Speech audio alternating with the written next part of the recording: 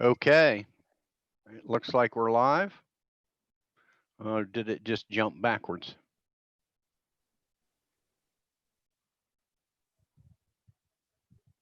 No, it still shows as live. Okay.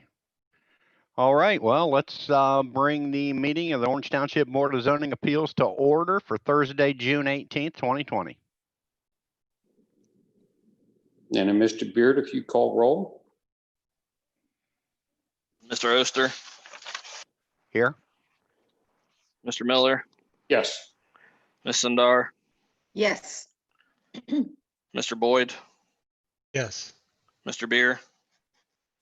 Yes. Okay.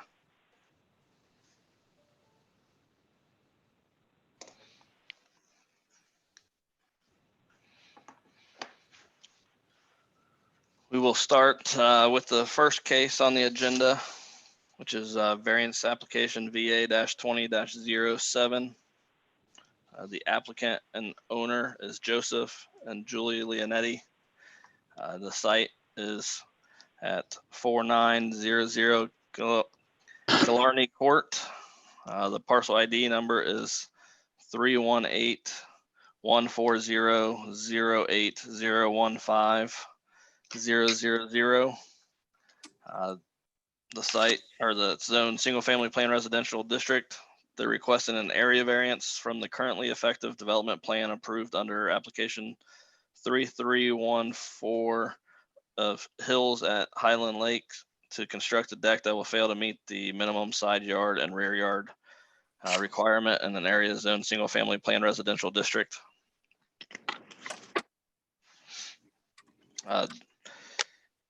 The subject property is located on the southwest corner of Killarney Court. The site is currently owned by Joseph and Julie Leonetti. They're seeking a little over 6 feet variance from the side yard setback and a little over 9 feet variance from the rear yard setback. Surrounding areas are all planned single family plan residential districts. To the north is single family houses. To the south is HOA open space / single family homes. To the east is single family home. To the west is HOA open space. We have a zoomed out aerial of the site. You also have a zoomed in aerial of the site.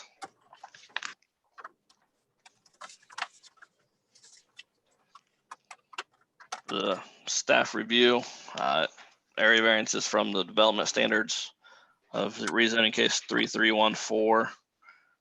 Development of this tract minimum setback side is 25 feet combined, 12.5 feet each side. Minimum for the rear is 25 feet. The applicants requested to allow for the construction of a deck that will encroach in the side yard setback 6 1/10 feet. A variance of 6 feet and 1/10 from the side yard setback is requested. The deck will also encroach in a rear yard setback at a distance of 9 feet 2/10. So the variance of 9 feet and 2/10 from the rear yard setback is requested. You have a site plan that shows where the side yard setback is and where the rear yard setbacks is located.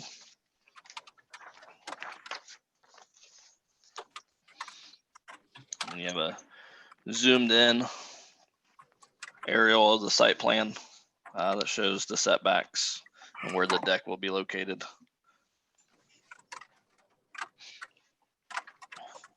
And then you have a letter from a HOA that was giving approval of their design for the deck. Mr. Beard, I have a quick question. In the exhibit and what we have, it says Exhibit 3 HOA letter of approval.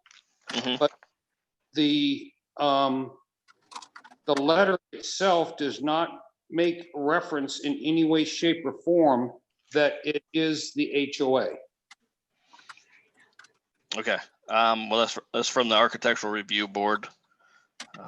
And the applicant will be on here, so you can ask them if that is in fact the HOA. Okay, because to me, that letter is from a designer or an architect. Yep. Straight from And then work.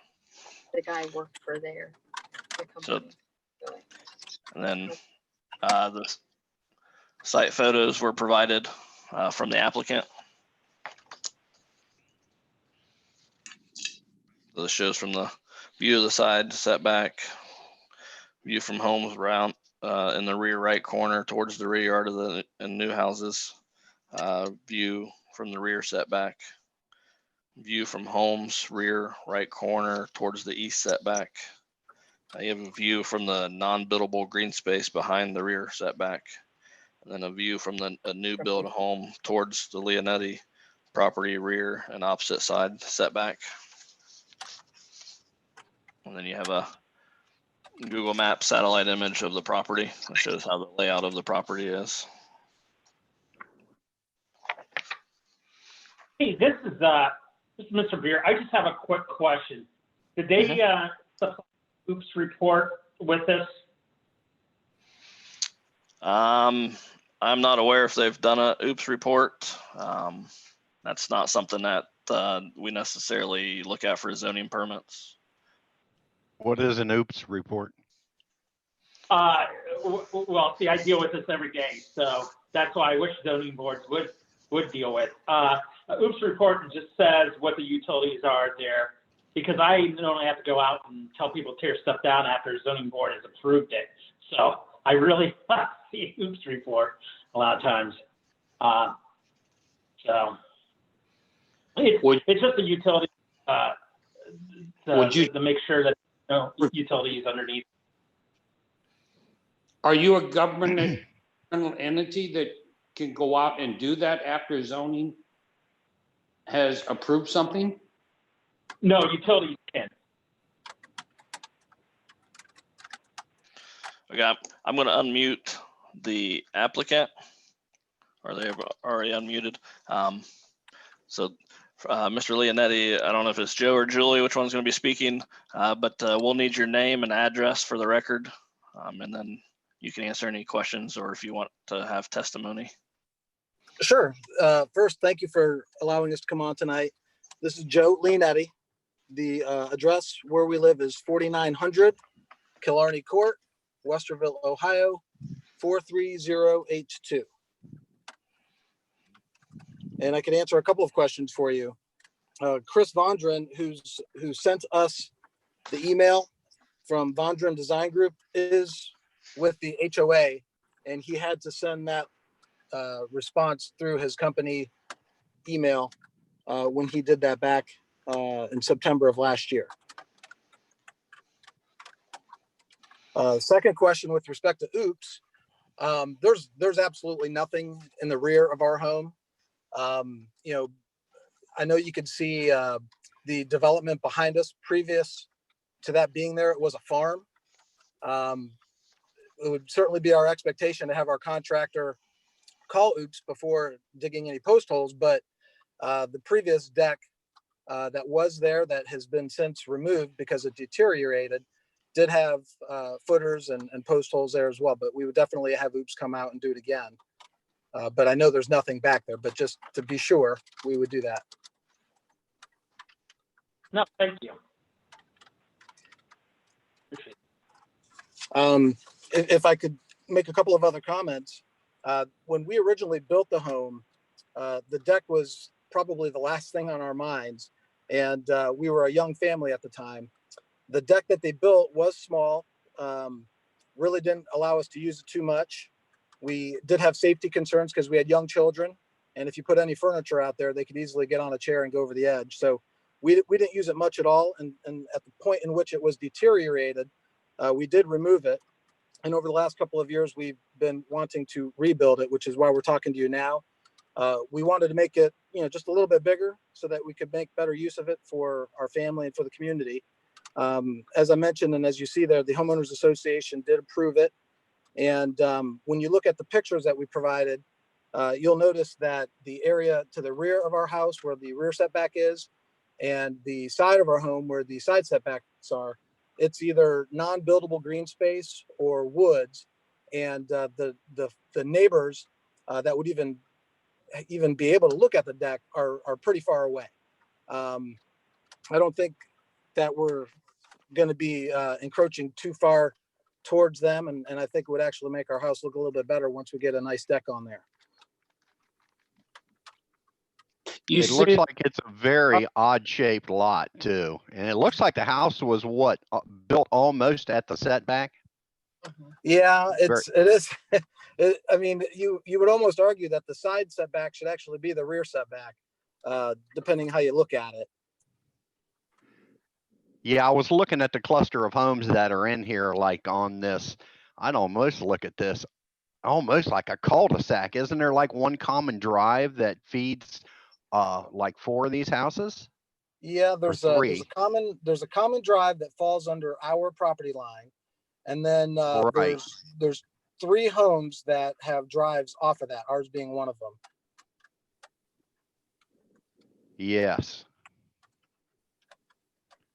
And you'll notice that the green space, you know, the picture that you have up there, if you look to the left-hand side where that blue area is, I believe that's a 100-year floodplain, and those are woods. As Right. well as to the bottom of us, that's all non-buildable. It's you know, pretty much where the water just kind of goes from the community. We would get nowhere near that water line at all. I've been there 16 or 17 years, and even in the worst storms, the house is so high up where it is that water doesn't get even near where the deck would be. And then you can see to the right, those are mostly wooded, and I know that's also an area where the drainage comes through the community. are these maps current, Jeff? I'm not sure if it has the house that's back here. That's at the southeast of their property. There was a house being built. The Joseph- map on the top looks fairly new because you can see the lots for the development there. Right. In one of the pictures I took that is facing our home, I'm taking it from a new build that's already built, and you can see how far that is from the home.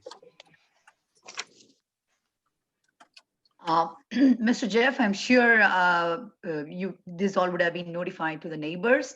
I don't see any, do we have any letter from neighbors, like any chance?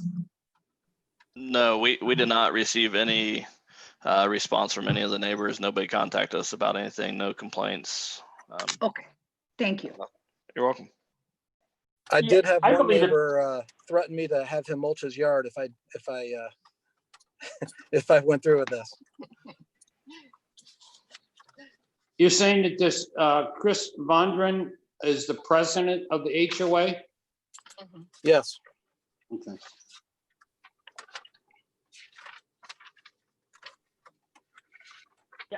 I think the HOA had approved it, and honestly, it looks like you're isolated enough. I don't see an issue. Yeah. Honestly. Yeah, I don't either. You know, it's an odd shaped lot, and you know, well, the setbacks are like he said. It looks like the rear yard setback is actually to one of the angles of. I'm not even sure what to call it because it's not a square or a rectangle, but it looks like he's conforming to the land as best he can, and there is nobody behind him or beside him, and it's there all won't- wooded. Yeah, there won't And there be won't because be. that's Right, built. Yeah, it's built in that area. right. So, What are the buildings behind the house? On the aerial photo, it shows a couple of small buildings. Or, excuse me, yeah, the Google Map satellite photo. That one. To the left, right there, and above it.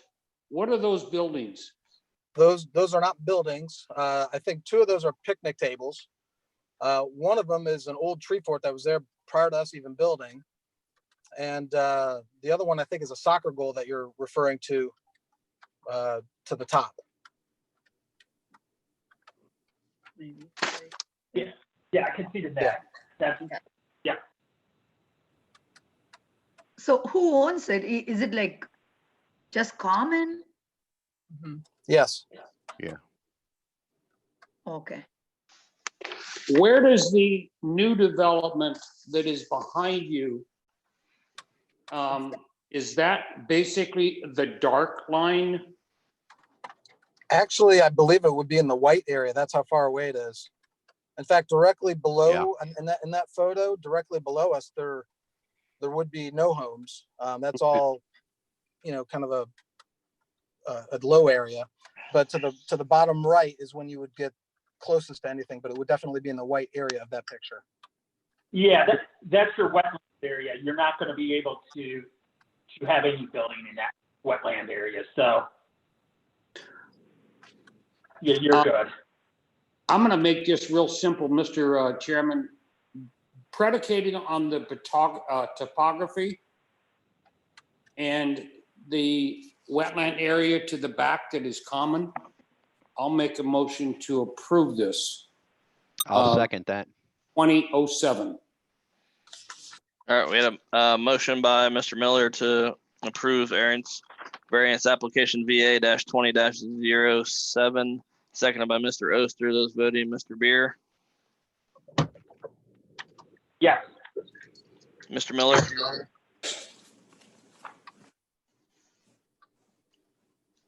Mr. Miller, Yes.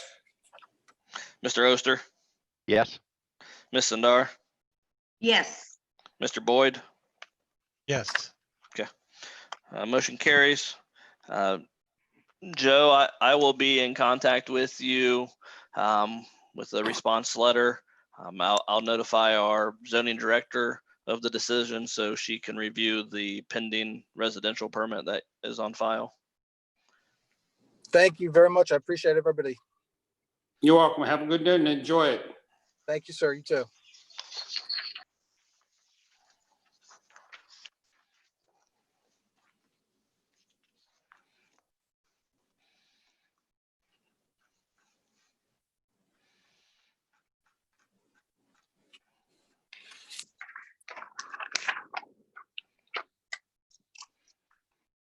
Okay, our next application is variance case VA-20-08.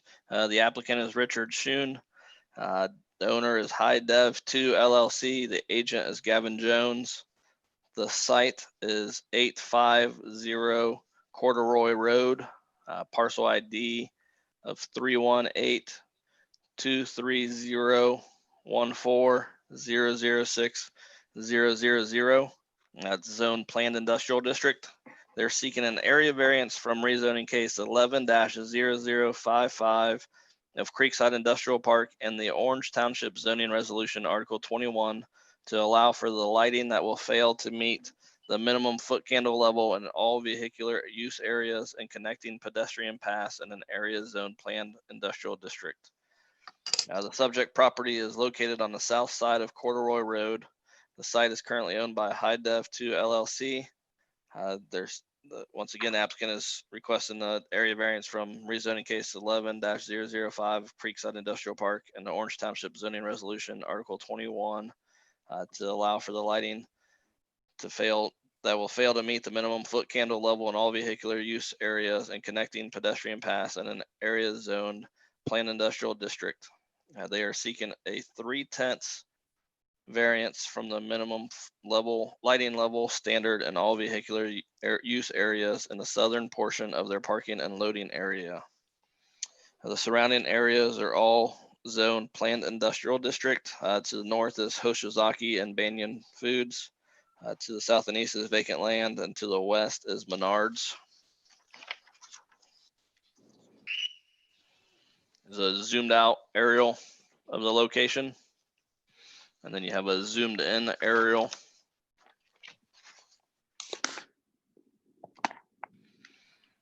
For the staff review, the lighting regulations, section 21.12 lighting regulations from the Orange Township Zoning Resolution Development text. A lighting plan is required for all applications submitted. And then information that indicates a minimum light level of 0.5 foot candles at grade in all vehicular use areas and connecting pedestrian paths. The applicant is seeking a 0.3 or 0.3 variance from the minimum lighting level standard in all vehicular use areas in the southern portion of their parking and loading area to allow for a minimum foot candle of 0.2 at grade. A variance of 0.3 from the minimum lighting level standard at grade in all vehicular use areas and connection pedestrian paths is requested. Exhibit 1 was a approved site plan that would meet the minimum requirements. If you notice the number of light posts on the southern border, there are 7 light posts in this site plan. I know it was hard to see the foot candle levels this way, so I wanted to notice the light posts. Based on the statistics that was given with Exhibit 2, it would meet the minimum of 0.5 in the paved areas. Exhibit 3 is a zoomed in site plan of the variance request. Notice the removal of the light poles on the southern portion of the paved area. Exhibit 4 is the foot candle level numbers. The minimum for all paved is 0.2 foot candles. So that is why they're seeking from 0.5, and that area is in the truck court on the south and on both buildings. Building 1 and building 2 is where they would fail to meet the minimum foot candle levels. And then you have site photos from Google Maps satellite image. So they're planning on building 2 buildings here? Correct. It looked like one big building to me. I had trouble with deciphering all this. So is there like 2 buildings there where that one big footprint that you see with all the lights? Let's see. I'm kind of looking at a big version of my own on the ones you sent out.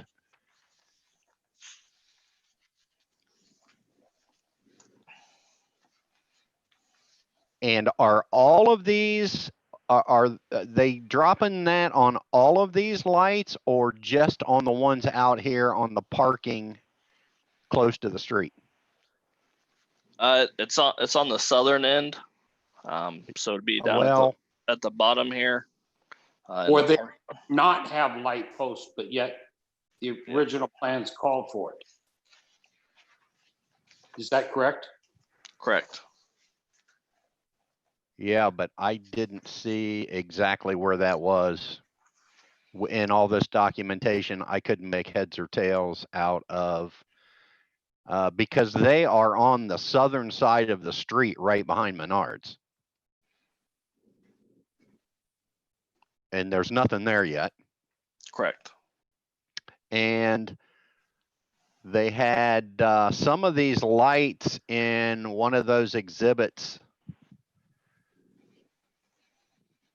and I couldn't tell exactly what lights they were talking about. And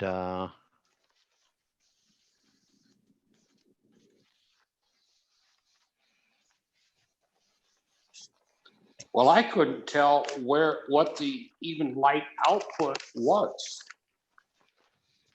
On the full size plans that you received, I have. the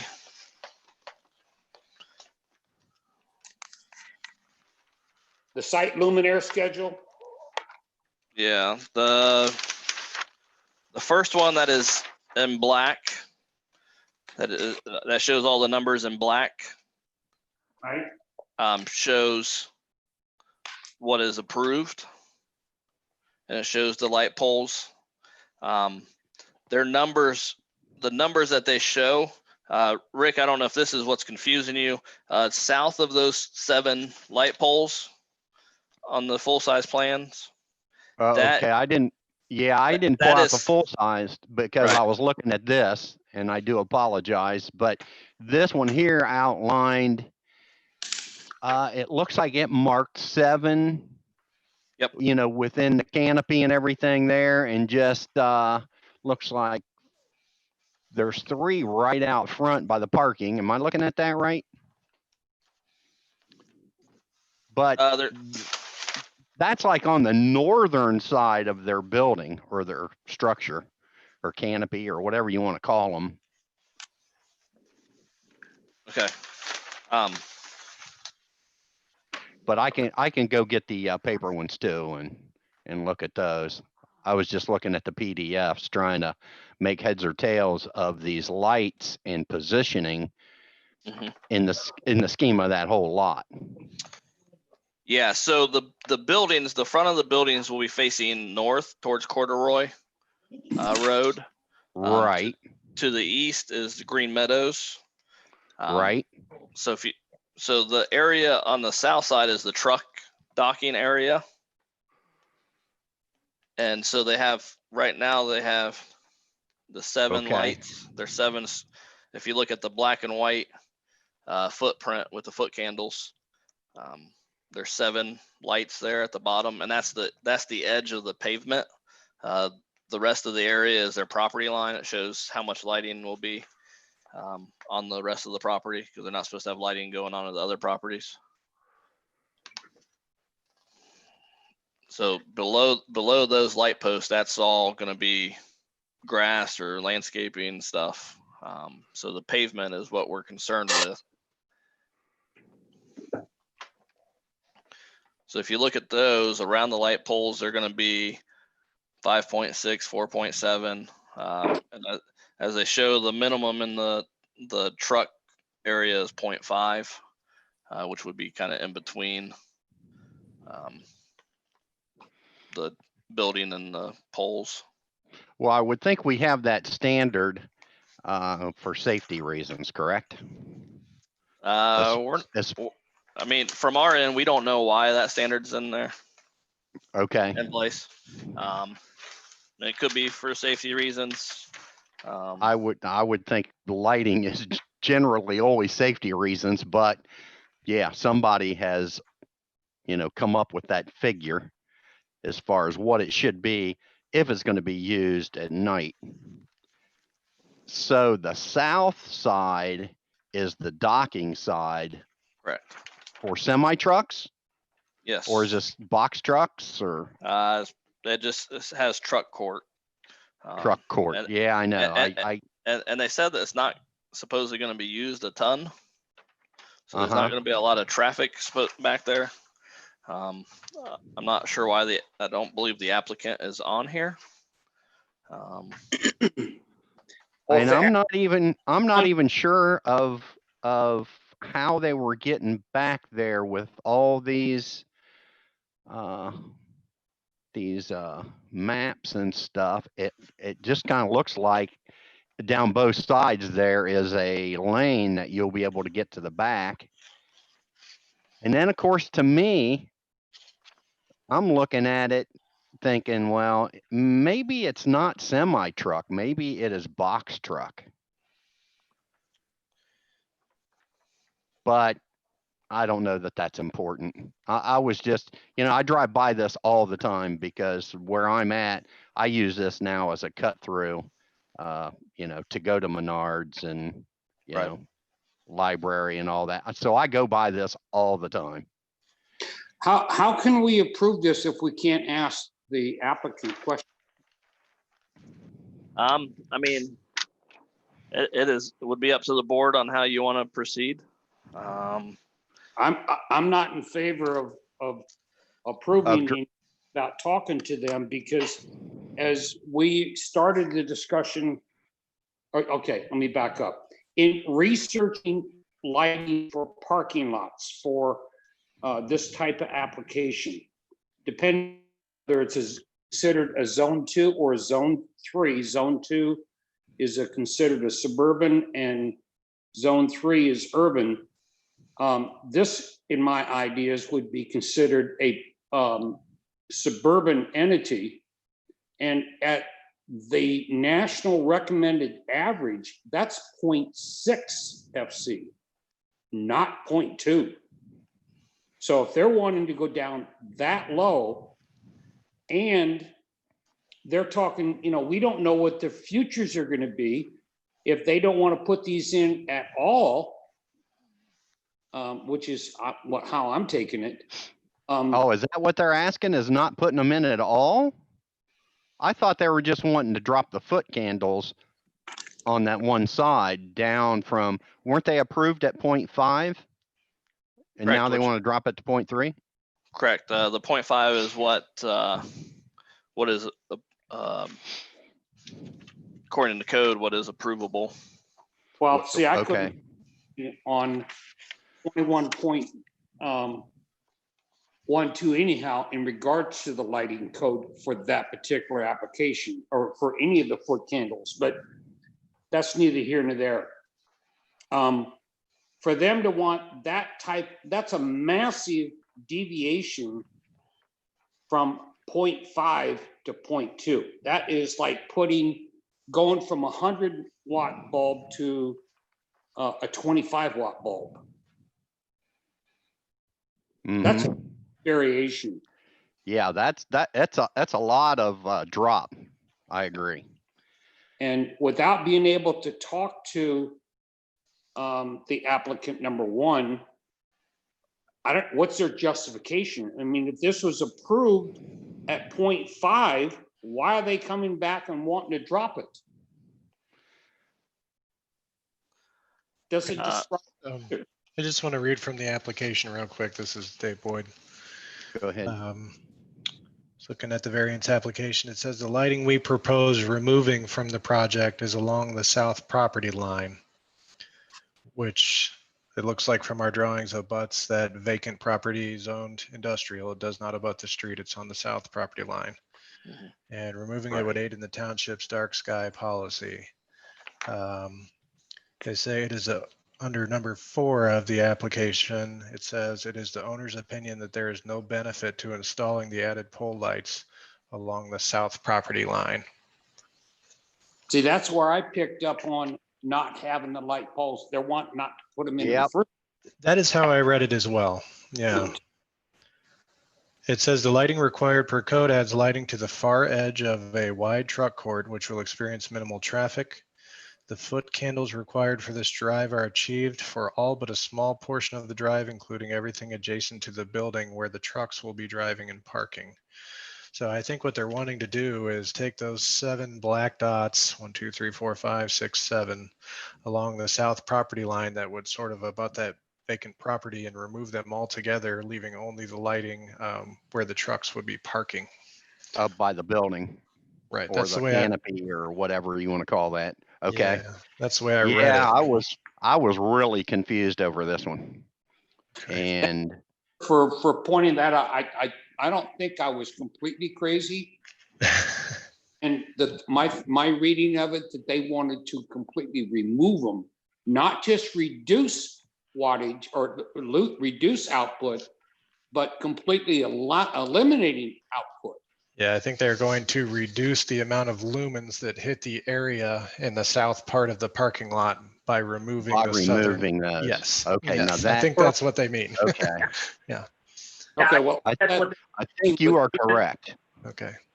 And I appreciate Yeah, that because I kept looking at all this stuff thinking, okay, exactly what they're doing. But what they're saying is the corners of that rear close to the canopy or the buildings are going to have some light from everything that's there.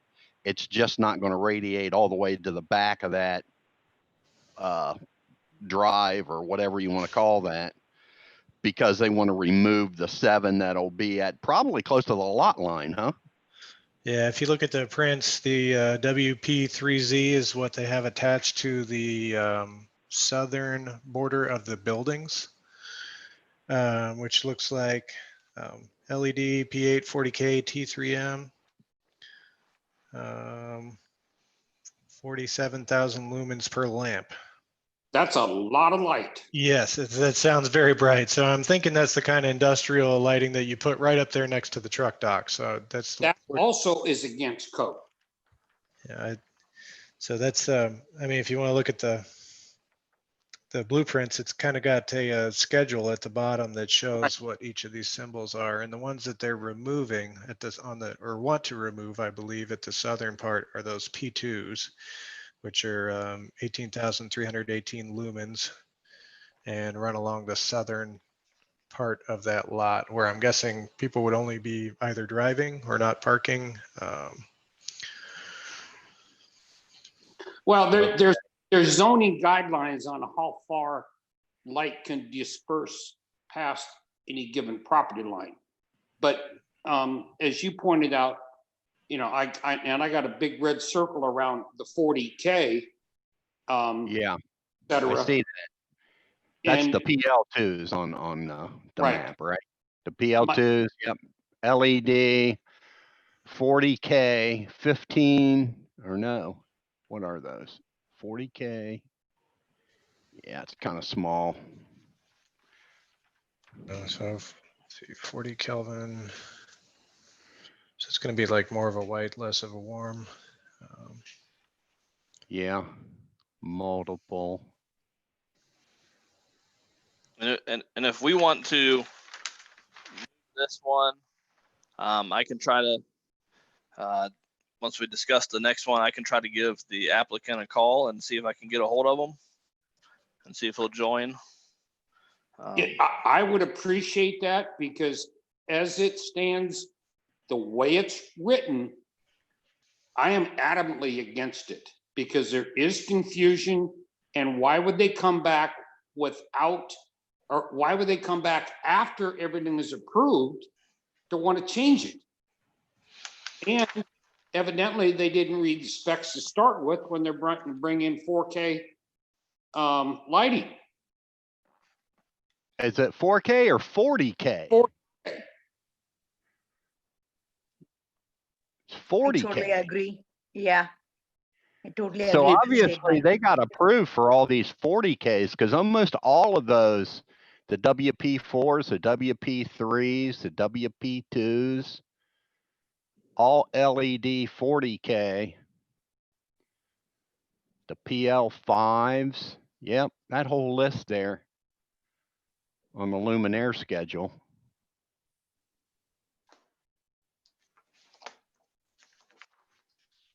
So I think personally, and I'll make a motion to table this until either Jeff can get in touch with the applicant or deny it.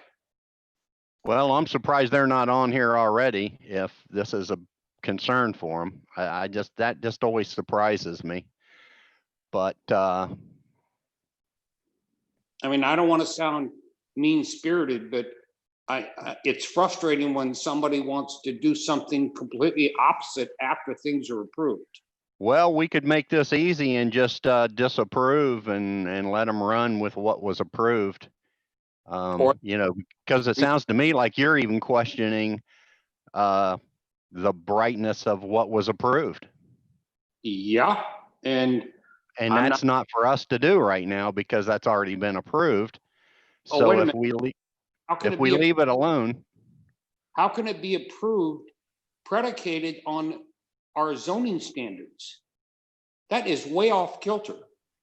I don't know. Has this been, Jeff? Has this been through zoning? And Yes. so everything they've got here has been approved. And to me, that's why I was trying to look at the lot lines and everything on this, because I'm sure this blacktop comes down both sides here where there's parking to the back. And they're just trying to kill some of the light in the rear. Yeah, the one that abuts the other property. Right. And you know, according to their numbers, there's only maybe 5 spots that come to the 0.2. Most of them are 0.5s, 0.6s, so they would meet. There's a few. There's 0.4s, 0.3s along that southern side. If you look at the large plans or even the PDF that they shared, if you could zoom in, the majority of the ones that don't meet the code are 0.3 or 0.4. There are a few that are 0.2, but most of those are in the, there's like 4 of them in the southwest corner of that paved area. And then there's one towards the southeast corner. That's So it 0.2. sounds like the bright lights on the building are providing coverage almost up to standard all the way to Almost. the edge of the lot. Almost. Yeah. Yeah. Yeah, I see the truck court south at 0.2. And that's the minimum, but it has a max of 5.6 5 Yes. point, or 5.7 is 5.7 on Building bid 2 Yeah. building 2. or building 2. national standards are nowhere near 5.6 or 5.2. They're down below 3.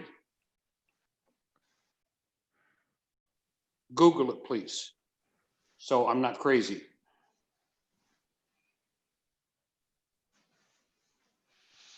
Well, we have to go on what our code Right. states. We're not Okay. allowed to Google it. Okay, I'm sorry. I was going to say that, but Mr. McCarthy had told me that quite a few times, and and he goes, "No, you're not allowed to do this or that, or Well, Well, I mean, motion to disapprove it. Unless you can get in touch with him, Mr. Beard. Okay. And I would politely ask that zoning be cognizant of lighting issues. Because if they're going with 40K lighting, ET's gonna be coming here.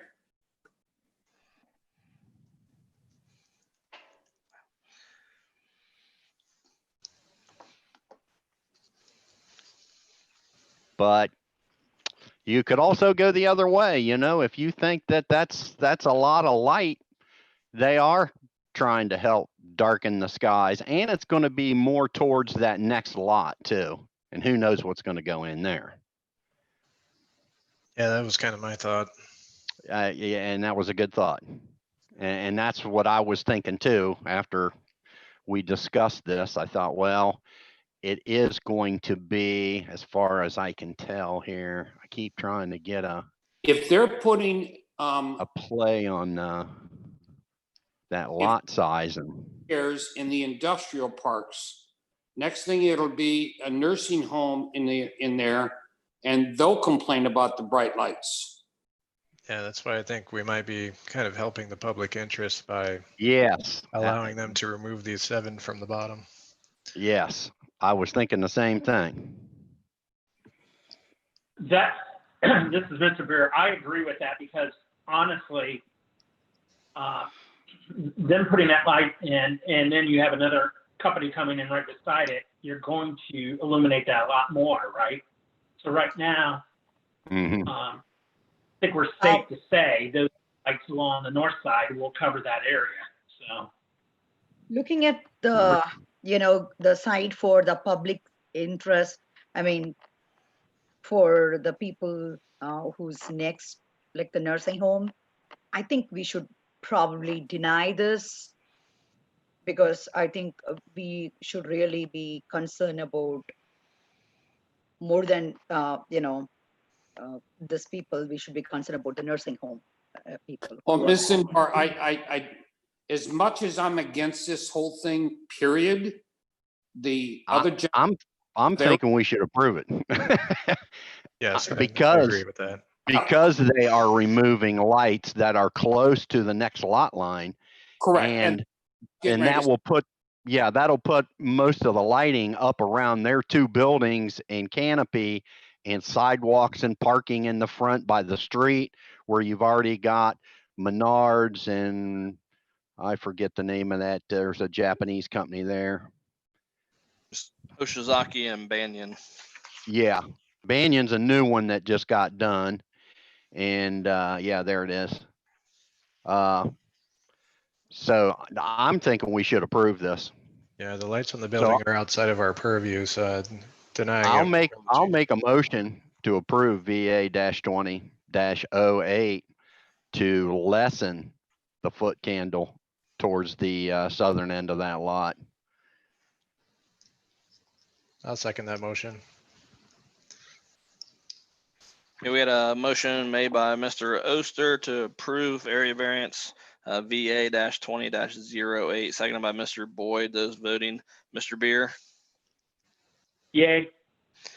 Mr. Miller, As much as I am very frustrated about the 40K, I will agree because of they are reducing the light, but please, please, please let our partners know that please be careful of lighting approvals and stuff like that. Mr. Oster, Yes. Ms. Sundar, Yes. Mr. Boyd. Yes. Okay, that motion carries. I will make sure I let the applicant know. And please let our friends know this as well. Yeah, I will pass it on, and that could definitely be something that we'll look at when we work on the zoning code update. Well, not just zoning court update, but to make sure that they look at zoning codes, that they don't put that much bright light out in the skies. Mhm. Against code.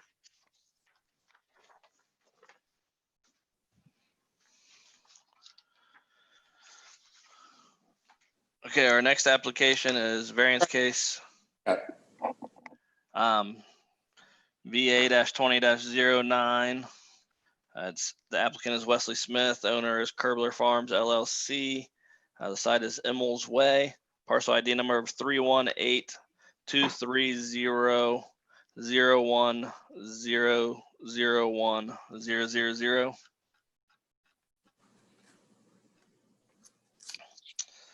They're seeking, it's a zone multifamily plan residential district.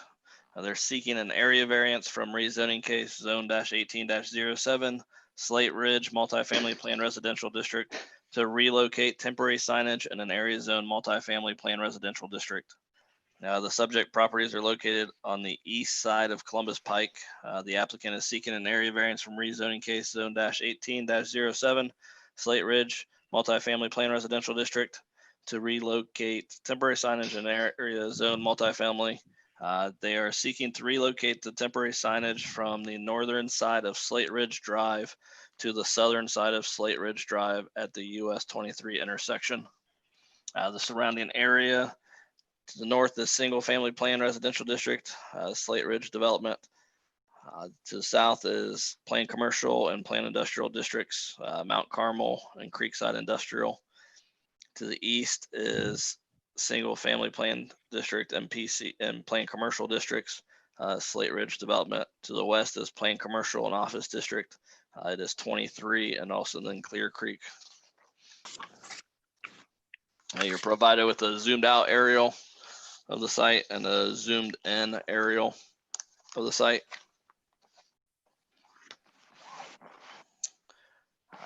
For the staff review, part of their plan of rezoning case zone-18-07, they requested a divergence for the temporary signs. That one sign would be located off premise at the northeast corner of Graphics Way and Emmels Way. Then T2, the second sign would be located at the northeast corner of 23 and Slate Ridge Drive. The applicant is seeking to relocate the temporary signage from the northern side of Slate Ridge Drive to the southern side of Slate Ridge Drive at US 23 intersection of Slate Ridge Drive. They seek an area variance to relocate it from the rezoning case zone-18-07. They are also seeking to allow the sign to be set back 25 feet from US 23 right away and 33 feet from Slate Ridge Drive right away. The original approval in the development text was that it was located 19 feet. Well, it should be located 25 feet from US 23 and Slate Ridge Drive. Exhibit 1 shows the plan and where the variance location would be, and it shows where the approved location is, just north of Slate Ridge Drive. And then where the new location is in the green. Exhibit 2 Now is Yep. I'm sorry. I noticed that note in there, and it says, you know, that approval allows for both locations to be used at the developer's sole discretion. However, there'll only be one sign up at all times. So in other words, what they want is to be able to move that sign from one side of Slate Ridge to the other. This is Don Hunter. I'm with Schatz and Real Estate Group. And I'd be happy to address that. I'm sitting in for Wes Smith, if that's okay. Okay. First of all, as long as Mr. Beard's done in that, I just wanted to bring that up. I can while wait to we're on address that the question, whatever your preference. Go ahead, Jeff. Okay. Exhibit 2 shows monument sign S3 and then the existing temporary sign. And then it shows to the south where the temporary sign would be relocated to. Exhibit 3 is what the sign design was. And then have a site photo from the location, this area here. I'm also going to share. This is a current picture of the site photo that I'm sharing now. I was not able to get out to get a picture of it before I sent the staff report. So I wanted to share this picture that shows what it looks like currently on that site. With that is all I have. So Okay. Don, if you just state your name and address for the record, so and then you can answer any questions for them. My name's Don Hunter. I'm with Schatz and Real Estate Group. My address is 2 Easton Oval, Suite 510, Columbus, Ohio, 43219. And I can address any questions that you might have, or a simple explanation of what we're trying to accomplish, whatever your pleasure is. Maybe I'll just do that. You can see the permanent sign there. This is in connection with our development of Orange Grant Communities. And one of the things that we've done, the reason for the temporary sign there, is that the development is part of an overall public-private partnership with the township, the county engineer, to get the financing in place to extend Home Road. So currently since we're building in occupying units in the rental community without any access off Home Road, we come through Cordray and then up Enos Way. And so because we're set back and because Home Road is not completed, we asked for this temporary sign, which was granted. It's just better located on the south side of this entryway as opposed to the north side. So that's the long and short of it. We're just looking to move it to the south side. Yeah, I was thinking we just did these signs just not too many months ago. And so you're wanting to move this one to the other side now that the monument sign is up? Yeah, we just simply, if we had looked at it a little more closely in the beginning, it'd have been better to have the temporary sign on the south side of the intersection. So that's really the long and short of it. How long is it going to be before the Home Road is going to be finished? Yeah, I'm hesitating in my answer because the original completion date was to be September. I think it's going to be a little bit later. Of this year? Yes. So I can only answer your question with regard to the original completion date, which was set for September. And I think Jeff had mentioned that this one, the setback on this sign to move it to the other side of the road was going to be larger at 25 and 33. Is that correct? I didn't put the package together. I'm sitting in for gentleman. rather than 25 and 25, I I'm not- think is what he said the current I one think was so, at. whatever the package says. I'm not dialed in on the detail. Help me understand this statement, please. And I'm reading from the variance application. Under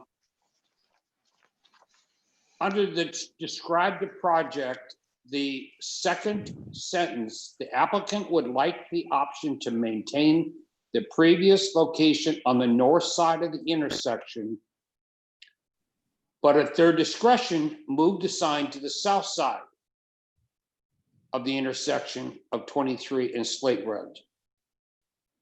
I'm a little bit confused or concerned about at their discretion.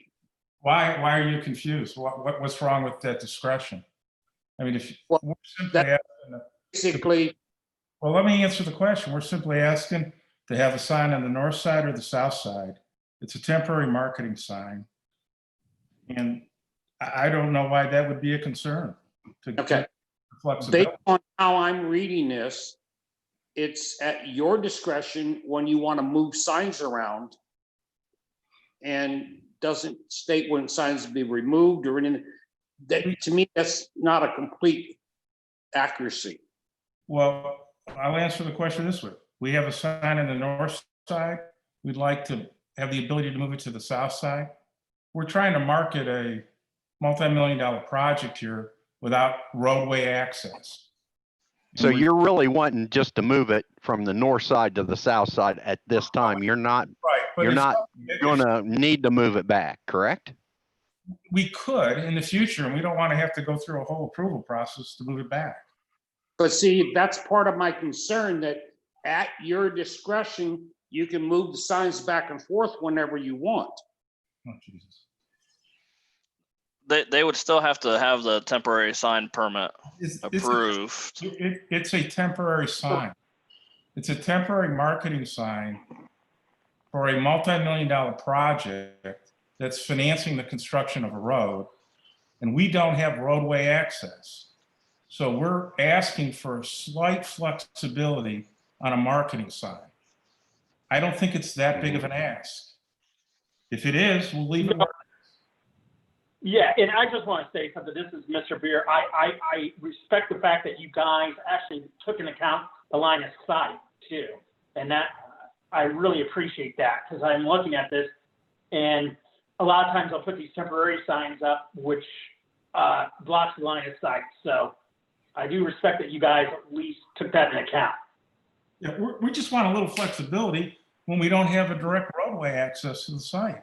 It's a bit of a challenge to build a $70 million project and not have a road to it. And the fact that we're building the project is what is financing the road. So that's all we're looking for. A little flexibility. But you're only going to have one sign at each place. At a- We're not asking for two temporary signs. We're not increasing the signage. We're just asking some flexibility to be able to move it around. Okay, my question is, you're only going to have one sign at each intersection. You're not going to have the monument sign plus a temporary sign together in 20 feet apart. They are right now. We already have that. That's the problem. Yeah. That's the picture you're looking at. Look at the picture. The picture is what we have today. It's up, both signs. The monument sign's a permanent sign. The sign to the right of the monument sign is a temporary sign. We just So think, I would be in favor of you moving it to the south side now that the monument sign's done, that's all we want to do. and leave it there, but not go back and forth. I think that would benefit you more That's fine with us. of having it on the south side and having them separated, and at least that way you've got two markings of, hey, we're here. That's fine.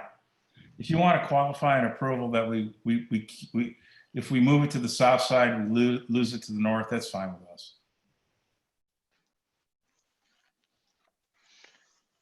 I honestly don't have a problem having that flexibility, because to me, there might be something that blocks the sign to the south down the road, and you might have to, since you have to go through the permit process anyhow, I don't see what the issue is with the flexibility on it.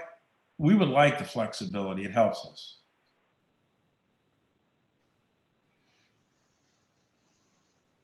And then here's the advantage. If you give us the flexibility, you don't have to listen to me a second time. Eh, See, it's a win-win all the way around. it's a win-win. For some reason, I still see you might having to come back here some point in time in the future. Yeah, with it being a project, we'll have something. So we really, we appreciate it. Yeah, I would say, and they still have to go through the permitting process, so they still have to get the temporary sign permit application approved, and which right now that temporary sign is actually needs to be renewed, so that's why they're going through this, so they don't have to renew it at that location, but they have the option to go south so they can get better visibility. Yeah, But- especially with the monument sign in there now, because then they'll Right. have, they'll basically have a marker, of Orange Grand on both sides of that access street. I don't have an issue with, having the signs on both sides. I guess my confusion was Moving just it back and move forth. signs back and forth and have two signs up at both entities, and whenever they want to move it, they can, at their discretion, they can move it whenever they want. That was my point. Yeah, and I think that'll probably all go away once that the main drag is done. The home road extension. And they wouldn't be able to just move it whenever they want, because they still have to have the permit, so it has to meet what the permit is. Okay, but Correct. So Okay. that would be correct. that would There's not, that would be yeah. that would be where we would keep an eye on that to Okay. make sure that And Jeff, did you say if they move that to the south side of Slate Ridge that it would be 25 foot from 23 right away and 33 from Slate Ridge? correct. So, okay, so that's going to be even further than the one that's there right now. That's 25 and 25. And I think it's actually 32. Oh, think is it 25 and 32? Yeah, I think I hit the wrong number on there on the staff Okay. report, Okay. but Well, right now it's and- 25 and 25 right now. So Jeff, as long as you have the ability to control that signs just don't move back and forth without review, then I'm in favor of it. Okay. I'm the need and the importance. And this was determined through the zoning commission when they went through the rezoning process, and they deemed it as a off-premise sign. So that's why they had to get a divergence to locate it at this location. Because typically the temporary signs would not have to go through this process as long as it met our temporary sign standards. But the zoning commission is what put this on these divergences and required these stipulations on it. Okay. Well, based on that, I'll make a motion to approve VA 20-09. Mr. With Beer will the- second it. With the stipulation that is going to move to the south side only. And that the zoning department controls the permit, so it can't be just up and moved in the middle of the night type of thing. Okay, yeah, we need to make that clear.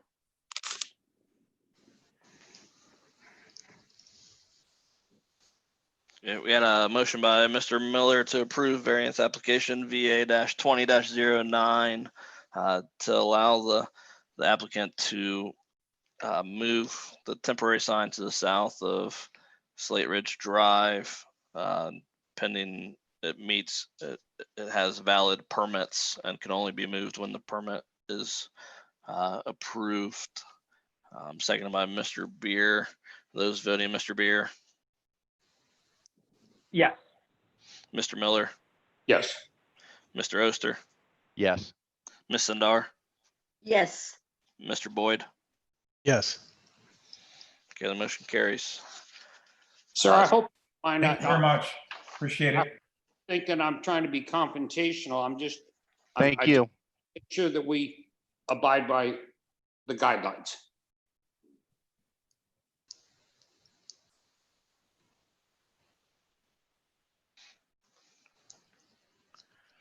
Yeah, I just think that, you know, once they got their monument sign up, you know, at least I would think with that temporary sign now is going to be better served on the south side. I agree. And I think that's the whole reason for them doing that, but they just wanted to leave it open to be flexible, just in case that they wanted to move it back. But I hope y'all understand what I was trying to say. oh, I do. Yes. And So- that is all we have on the agenda for tonight. We do not have any sets of minutes. No to minutes, review. nothing? Nope, no minutes to Okay. review. So, So I'll adjourn this meeting. all right, I will stop the live stream.